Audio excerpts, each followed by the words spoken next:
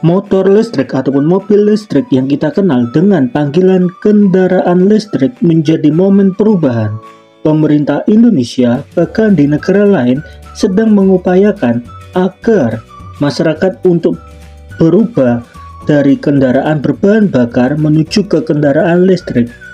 Menariknya, salah satu komedian legenda sepanjang masa yaitu Mr. Bean membuka suara soal kendaraan listrik.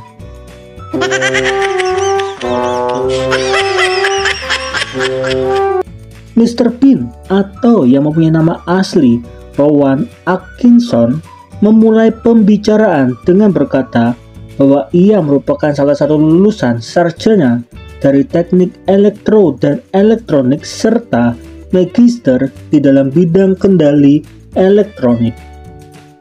Secara singkat, Mr. Bean mengatakan di tahun 2023 Mr. Bean adalah orang yang mendahului orang lain untuk mempunyai kendaraan listrik, di mana diketahui pada tahun 2005 Mr. Bean sudah mempunyai mobil hybrid, di mana itu merupakan salah satu mobil yang bisa diisi dengan listrik maupun bahan bakar. Dan di tahun 2014 Mr. Bean sudah mempunyai mobil dengan full listrik.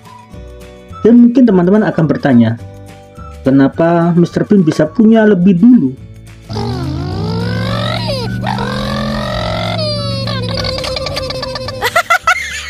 Dimana kalau kita berbicara mengenai sejarah mobil listrik, diketahui mobil listrik telah ada sejak tahun 1832. Dan pada tahun itu memang sudah tercipta mobil listrik, cuma tidak ada baterainya teman-teman untuk mengisi ulang. Dan pada akhirnya di tahun 1997 Toyota merilis pertama kali mobil listrik yang bisa disalurkan ke seluruh dunia.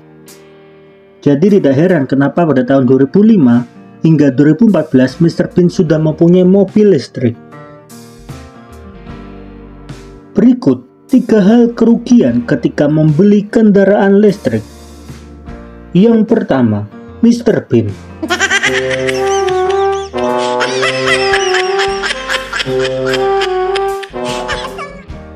Menurut Mr. Bean, setelah mempunyai mobil listrik puluhan tahun, memang Mr. Bean mengakui bahwa itu kendaraan yang bagus.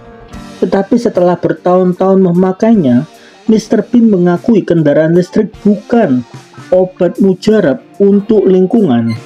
Karena tujuan utama mobil listrik ataupun kendaraan listrik itu ada untuk mengatasi polusi ya teman-teman. Tentu saja sebagai ahli elektronik dan menyukai mobil, maka perkataan dari Mr. Bean patut untuk dipertimbangkan. Di sebagian negara, pemerintah berencana pada tahun 2030 kendaraan berbahan bakar sudah tidak dianjurkan untuk dipakai lagi. Dan pada akhirnya Mr. Bean membenarkan memakai kendaraan listrik tidak menimbulkan polusi udara. Tetapi di sini Mr. Bean meragukan proses pembuatannya. Hal itu terbukti pada tahun 2021. Menurut Volvo, emisi rumah kaca 70% jauh lebih tinggi ketika memproduksi kendaraan listrik daripada memproduksi kendaraan berbahan bakar.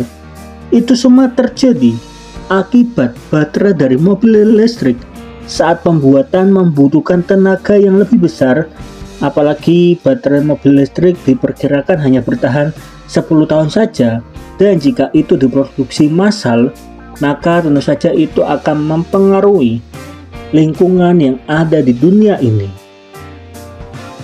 Ya, oke gas, tambah 2 torang gas. Yang kedua, jangka panjang. Kendaraan listrik memang bisa menjadi solusi untuk jangka pendek, tetapi jangka panjang itu tidak menjamin. Di mana mobil listrik hanya bisa dipakai jika ada baterai, dan baterai di mobil listrik hanya bertahan 10-15 tahun. Dan jika baterai itu habis atau tidak bisa dipakai lagi, maka harus diganti yang baru. Tetapi masalahnya adalah harga dari baterai mobil listrik itu setara 50 hingga 70% dari mobil baru ya teman-teman, ketika kita membeli mobil baru listrik. Jadi dengan selisih harga yang tidak terlalu beda jauh, banyak orang akan memilih untuk membeli mobil baru daripada membeli baterai baru. Karena kalau membeli mobil baru tentu saja model ataupun desain yang didapatkan merupakan desain terkini, apalagi mobil tersebut akan dipandang oleh banyak orang daripada membeli baterai baru.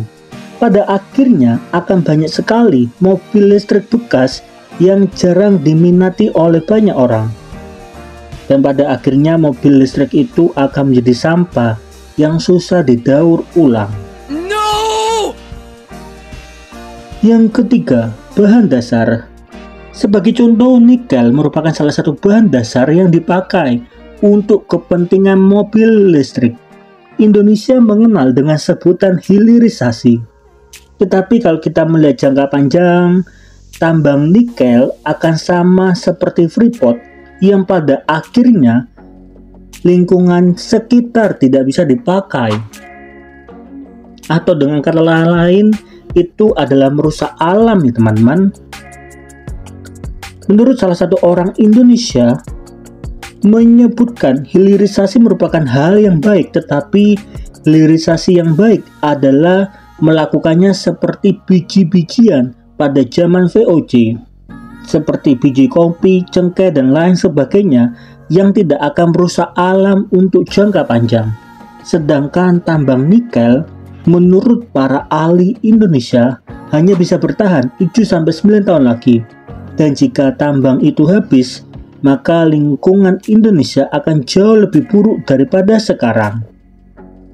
Meskipun menurut orang tambang nikel bisa bertahan sampai 33 tahun ketika diperpanjang, tetapi waktu 33 tahun merupakan waktu yang pendek ya teman-teman, apalagi dampaknya adalah merusak alam.